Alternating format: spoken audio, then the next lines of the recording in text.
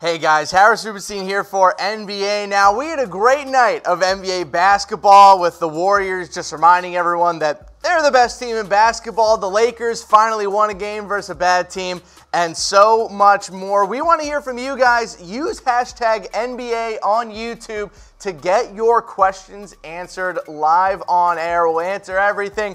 MVP odds, finals predictions, trade rumors as well. Get them in the comments section on YouTube throughout the show, and we will answer any that come up. But we posted a little mailbag post on our community side of things, and we went through some of your questions, which we will get to in a little bit. But again, use that hashtag NBA to get your questions on air. We had a great night of NBA basketball last night, mostly from that Warriors and Nuggets game for those who stayed up and watched it. Everyone thought that the Nuggets were going to be an issue this year, as did I. And then the Warriors kind of just remembered, oh yeah, Boogie's coming back on Friday. Maybe we should, post a good game just to make him feel good when he comes back. And boy, did they ever, dropping 51 points in the first quarter. They were absolutely dominant on the boards as well. Steph Curry was fantastic. Kevin Durant was great. Klay Thompson's finally getting himself out of that shooting slump. And yes, ladies and gentlemen, as I just said, DeMarcus Cousins will be returning on Friday for the Golden State Warriors to create what will end up being one of the greatest starting five lineups that the NBA has ever seen, consisting of 5 former, at least, all second-team NBA players. 5 All-Stars will be on the court at the same time. Not 5 All-Stars this year, because neither Klay nor Draymond will end up being All-Stars. But with Boogie coming back, it will be the first time that we've had 5 NBA All-Stars on one court from last season. So it will be certainly exciting to see. Let's get into a couple of questions from our mailbag that we posted yesterday on our YouTube community page. Let's start with Alex, who asked, Harden plus current scoring run equals forecast for a deep playoff run. I am actually on the complete other side of that. I actually think that Harden's scoring run is going to hurt the Rockets' long-term hopes at making it to the finals. We've seen this over the past couple of years, and this is a point that multiple NBA analysts have made over the past couple of years, and I'm going to make it as well. The way that James Harden and the likes of Russell Westbrook play the game of basketball is awesome for the regular season. The months of December and January and February, when they're fresh and their legs are able to keep up with the amount of minutes and the amount of physicality that their games involve. But when you start getting into the playoffs and it's May and it's June and you've already played 8 months of basketball, at that point James Harden's legs in the past have started to lose their power and really lose their force over the course of the season. And I think we're going to see something similar to this year. Here's a crazy statistic.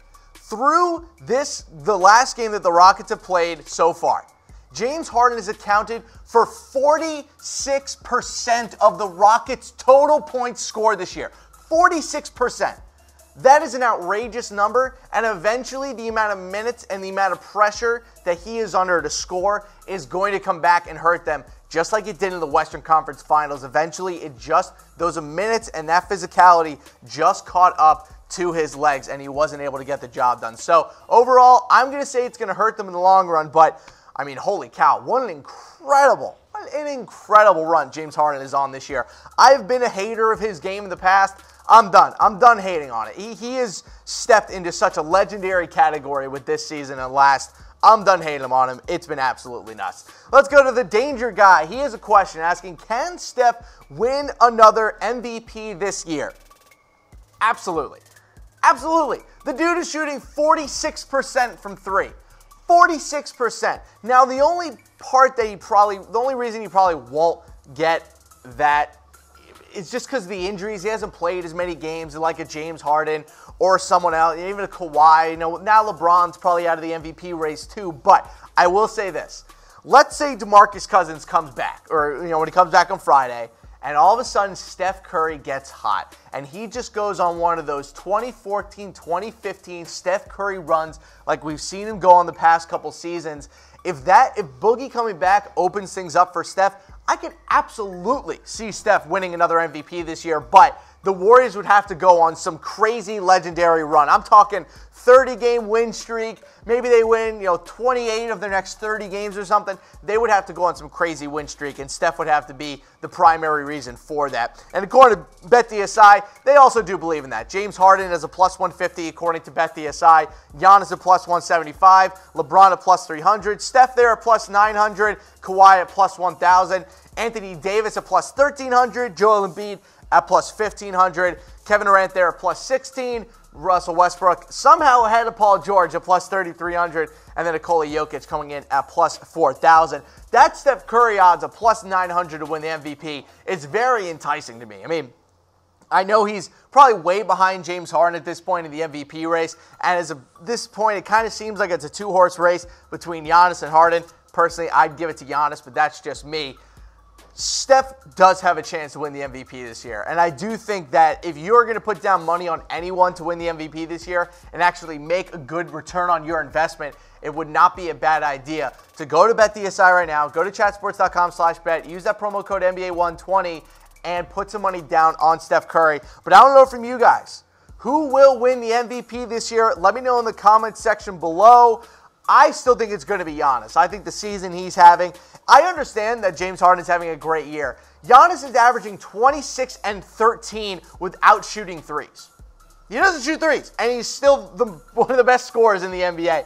Giannis is my guy right now, but let me know in the comment section below who you guys think should win the MVP this season. And again, if you want to put some money down on that bet, chatsports.com/bet. Use that promo code NBA120 for a 120% deposit bonus. And remember, use that hashtag NBA to get your questions answered live on air. We're going to answer them throughout this show, so I'm excited to see what you guys will bring to the table. All right, we have a question from Subscribe to Instantly Die. Kind of morbid, but hey, welcome to 2019.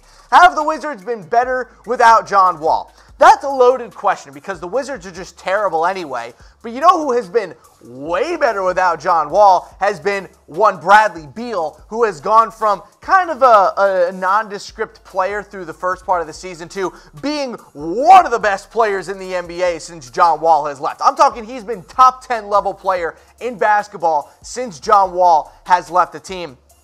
And to me, that is as big of an indictment on John Wall's career as just about anything else. You have a superstar shooting guard, a dude who likes to play make off the ball, likes to catch and shoot, and you're supposed to be this pass-first dynamic point guard, and the shooting guard is better without you on the court. That just doesn't make any sense. In theory, John Wall and Bradley Beal should be the perfect 1-2 punch as a backcourt. But Bradley Beal, for 2 seasons now, has been better without John Wall. That's why, personally, if I'm the Los Angeles Lakers, I am throwing Josh Hart, Brandon Ingram, and 2 first-round picks at the Wizards to get Bradley Beal. That dude is only 25 years old and has shown that without John Wall, he can still be an all-star or better player. And the answer, really, have the Wizards been better without John Wall? Not really, but Bradley Beal has. And also, that Trevor Ariza trade, fun fact, he's already kind of checked out. That was a complete waste of a trade for both sides. All right, we got another question here from Leonard Hill. Dennis Smith Jr., and Wesley Matthews for Aaron Gordon from the Magic. By the way, please learn how to spell Aaron. I feel like if there's any name there you could have misspelled, Aaron probably was the least likely one, but that's just me. Good for both, and the best we're going to get for someone in that market. I don't like that trade at all for the Magic. I really don't. I know they're looking for a point guard, and I know they just drafted Mo Bamba, but you just gave Aaron Gordon that contract, and it's actually a pretty good contract. You're actually going to pay him less money over the course of that contract than you are in year one. I don't like the Magic picking up the Wesley Matthews contract, and look, I understand that Dennis Smith Jr. is on the trade block right now, and I am a fan of his game, but I don't know, guys. Do you really, this doesn't seem like a fair trade. Look, the Mavericks win that trade because all of a sudden, I know you're getting rid of Dennis Smith Jr. and J.J. Barea just got hurt, but they can trade for a Jeremy Lin or another point guard, and all of a sudden they have a backup point guard, Luka Doncic, Harrison Barnes, Aaron Gordon, DeAndre Jordan, and all of a sudden the Mavericks are probably a playoff team.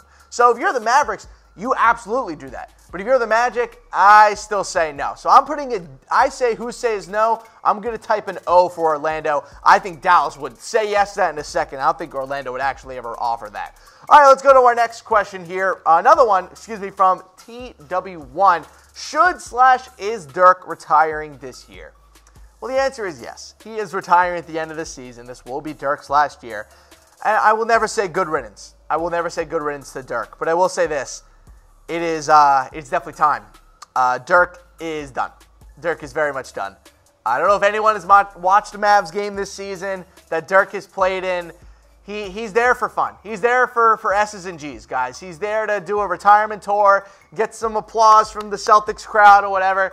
He looks like a statue. He looks like a 41-year-old trying to play basketball. It's funny that the 41-year-old trying to play basketball looks worse than the 41-year-old trying to play football. But hey, I guess that's just the nature of how athletes take care of their bodies. But I'm sure Dirk will retire and end up owning half of the Dallas Mavericks because he has been sorely underpaid over the last decade. And hey, he has to get his money somehow. I'm sure Mark Cuban will buy him a house or something. All right, let's move on here to another question from, I'm going to totally butcher this, DeMarco Carter. I'm just calling you D. Carter. How about that one? What's the playoffs going to be looking like in the future? Who will be crowned the 2019 NBA champions? Well, the Warriors are going to be crowned the 2019 NBA champions. It's really funny because for the first 40 games of the season, you had all these articles from The Ringer and from ESPN going like, ooh, is the Warriors dynasty over? And then we all just realized that no, they're just bored. And they don't care about the regular season anymore. And they're also probably a little bit distracted by the fact that, yeah, Durant's probably going to leave. What's happening with Draymond's contract? Same thing with Clay, blah, blah, blah. But then you remember they still have Steph Curry. They still have Clay. They still have Draymond. They still have Kevin Durant. And DeMarcus Cousins has come back on Friday. Giannis is playing great. The Raptors are a lot of fun this year. The Celtics are a massive disappointment. The Nuggets are super fun. But guess what? The Warriors are going to win. I'm sorry, the Warriors are going to win again. And the fact that it's still a conversation at this point of the season of who is the favorite to win the NBA title. It was, has been, and will continue to be the Golden State Warriors. There's no one in the Eastern Conference right now that I would even bet money that they could take 3 games from the Warriors in NBA Finals. No one. The Raptors, no way. Bucks, maybe they can take 2, and Giannis has 2 50-point games or something. But there's no one in the West either who's going to put up a huge fight against them. Certainly not going to be LeBron James and the Lakers. Not going to be the Denver Nuggets. They're the 3rd youngest team in the NBA. There's just no other elite team in basketball right now that's really posing a major threat. Even the Rockets have been massively disappointed this year. Now they're all getting hurt. It's going to be the Warriors, and that's going to be that.